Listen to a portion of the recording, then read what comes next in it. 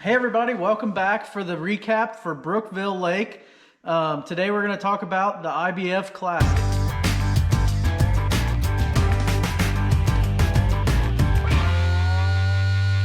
So last tournament of the year is the IBF Classic. We had a great season, but we're wanting to close the year off strong.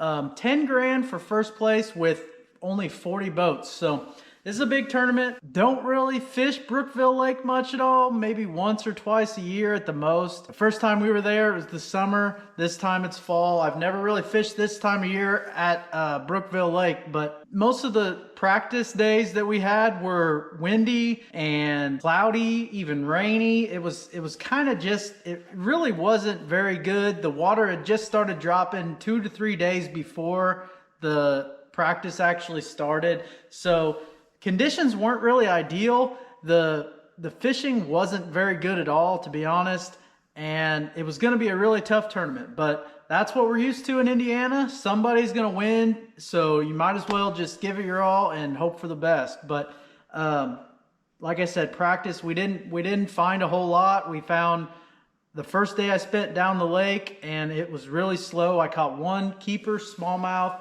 It was probably 15 inches, weighed like 1.5 pounds.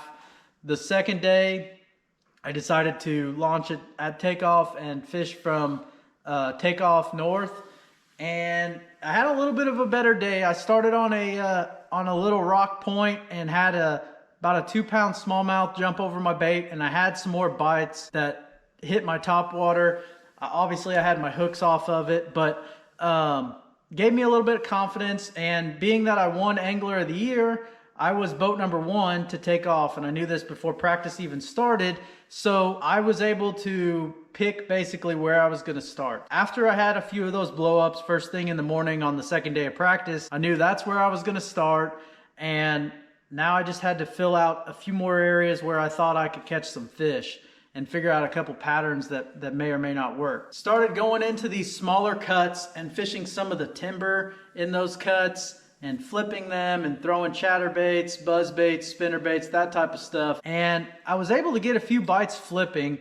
I shook 2-3 fish off, and Judd shook a couple fish off, and ended up hooking one of them just because I got bored of shaking them off, which probably was a really bad idea. And looking back, I wish I wouldn't have.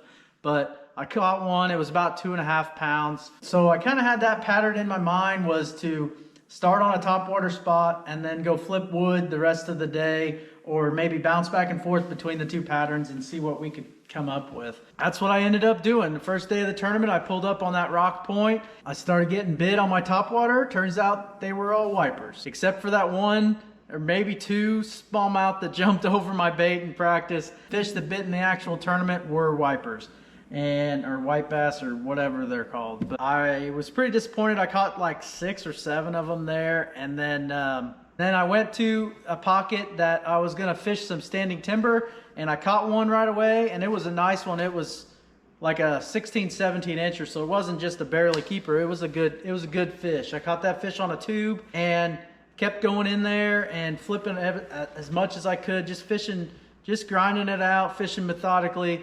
And had a couple more bites that I completely missed, and I get to an area that didn't have as much stuff to flip. So I picked up my spinnerbait, threw it over a log, ended up catching one that was like 2.5 pounds. So it was another really good fish. And then after that, it was just kind of a disaster, honestly. I fished that wood for a long time, and I'd have a lot of fish that would just pick up my bait. They were hitting on the fall. So basically I'd flip in there and I'd lift up and there'd be a fish on there.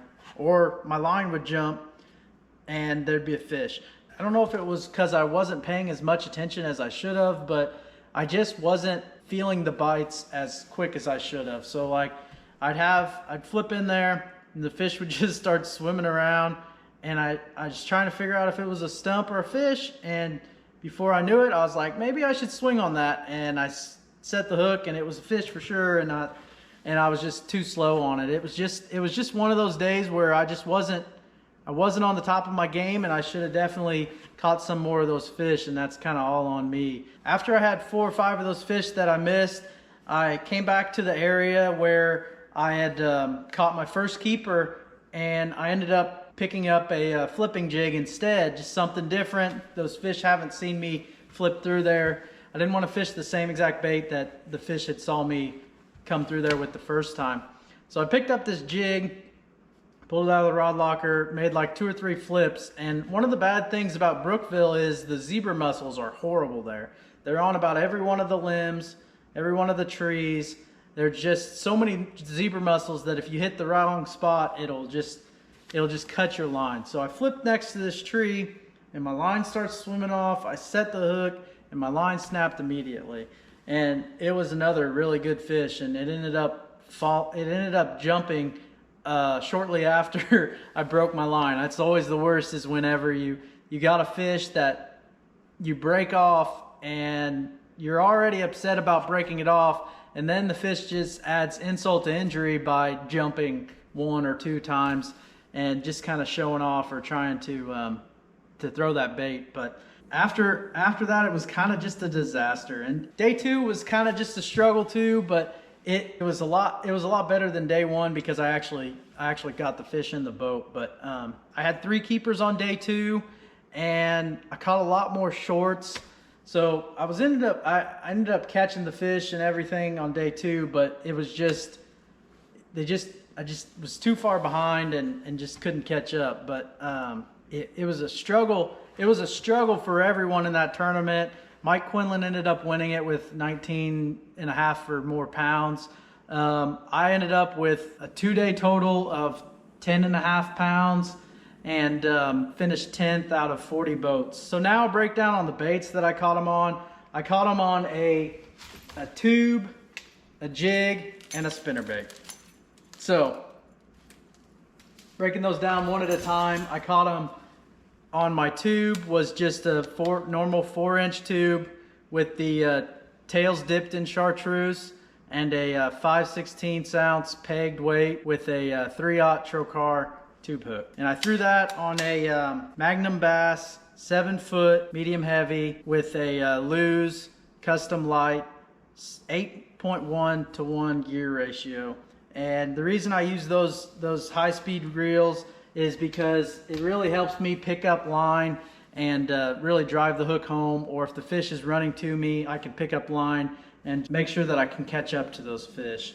The other bait I was flipping was a tube, or not a tube, it's a jig. The other bait I was flipping was a jig, and that jig that I was throwing was actually a DNL flipping jig, 3/8 ounce, and it was in a Okeechobee crawl color, and on the back of it I put a Green Pumpkin Strike King Rage Crawl. And to show you how I kind of do that, I'll basically take a Rage Crawl and I'll cut the first 3 sections of that Rage Crawl off to make it shorter. Thread that Rage Crawl and make sure it's perfectly centered, but come out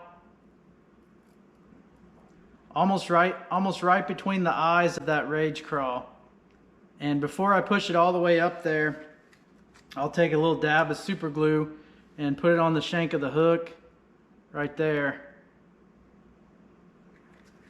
And that'll really hold that on there. If you catch a few fish, it'll hold that on so much longer. But then I'll push that up, and you got yourself a perfect setup on your jig. Tie that on and go to catching some fish. So that was the jig. I actually broke that nice one off on day 1 and didn't get him in the boat. But the spinnerbait that I was throwing is the same one as I was throwing at Eufaula. It is the 1/2 ounce accent spinnerbait.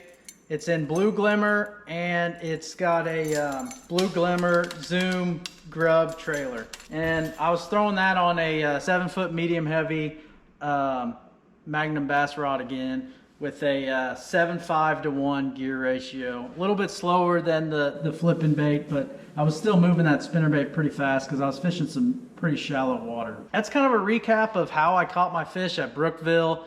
Obviously it didn't go the way I wanted it to, but I was able to figure out how to catch a few fish in some really tough conditions. It's just one of those deals where you just got to grind it out and hope for the best. So thanks again for watching. Be sure to subscribe to the channel if you want to see more content like this.